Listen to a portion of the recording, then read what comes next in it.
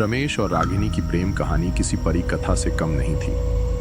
दोनों एक दूसरे के लिए जान छिड़कते थे।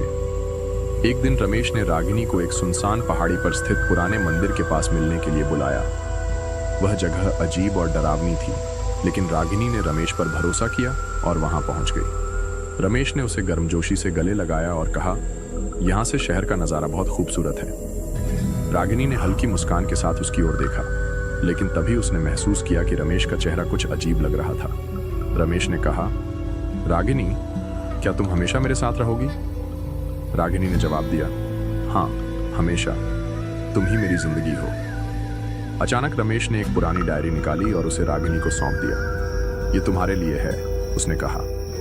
रागिनी ने डायरी खोली और उसमें सिर्फ एक लाइन लिखी थी, अगर तुम यह पढ़ रही हो तो मैं अब इस दुनिया में नहीं हूं। रागिनी के होश उड़ गए। उसने रमेश की तरफ देखा, लेकिन वहां कोई नहीं था। रमेश गायब हो चुका था।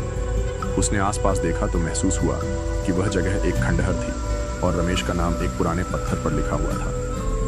वह पत्थर किसी की समाधि का हिस्सा था। डर और अविश्वास से भरी रागिनी ने वहां से भागने की कोशिश की, लेकिन उसकी नजर मंदिर के दरवाजे पर खड़ी रमेश की धुंधली परछाई पर पड़ी।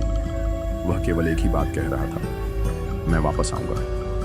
क्या रमेश सचमुच एक आत्मा था या यह किसी और रहस्य का हिस्सा था?